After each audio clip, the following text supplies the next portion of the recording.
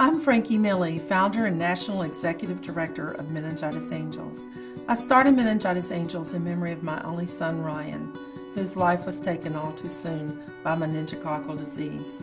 We share these stories in the hope that you will speak to your family members, friends, community members, patient and local lawmakers about the implication of this deadly disease and about the importance of vaccination. It was really romantic. I was sitting by the side of her bed and I said, "I'm thinking we really need to get married." And she said, "When?" We always knew we wanted to have a baby, but we wanted to plan it. We wanted it to be at the right time. And we were married 6 years before we had Ryan. We decided on New Year's Eve that we wanted to have a baby, and I think I was pregnant by morning. From day one, I told you we're gonna have a boy. I just knew. When they showed him to me, I was on cloud nine. He was always very happy.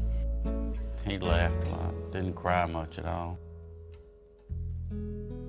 Ryan was always extremely healthy, never sick. Always made sure that he was fully immunized for everything that was called for.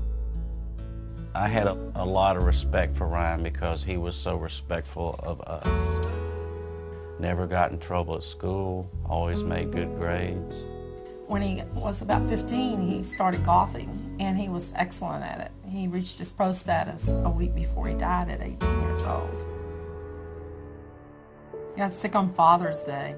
We went to church and we went to lunch, and then he had to go to work. He worked at the golf course.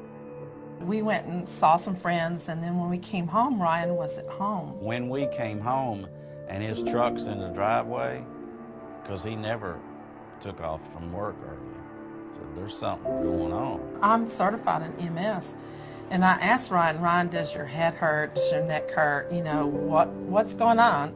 No, Mom, my ears hurt, and he had a fever. We had no clue what was fixing to happen. No clue. Frankie got up and checked on him a couple more times before I got up. It was about 8 o'clock at that point, and I noticed it looked like he had brown patches on his upper thighs. He had things that looked like hickeys. You could see like blood vessels just rupturing under the skin. I called my doctor right away and I said, "My God, I think Ryan's got meningitis," and he said, "Get him here." Got him in the car. I don't remember the drive, but I remember telling Ryan, "Stay with me, baby. Just stay with me, Ryan."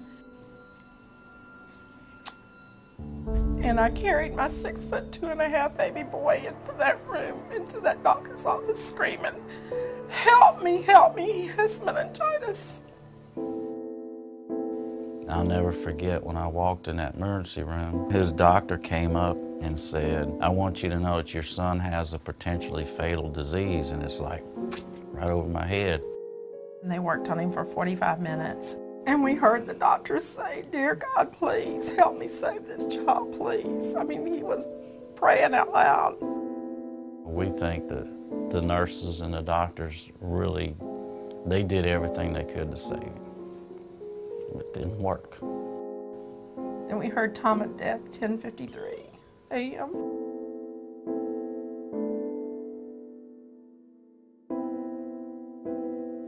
From the time Ryan had any signs of anything, first complaint, a fever, to the time of his death was less than 14 hours. People need to be educated that this disease is out here, and there is a way to prevent it.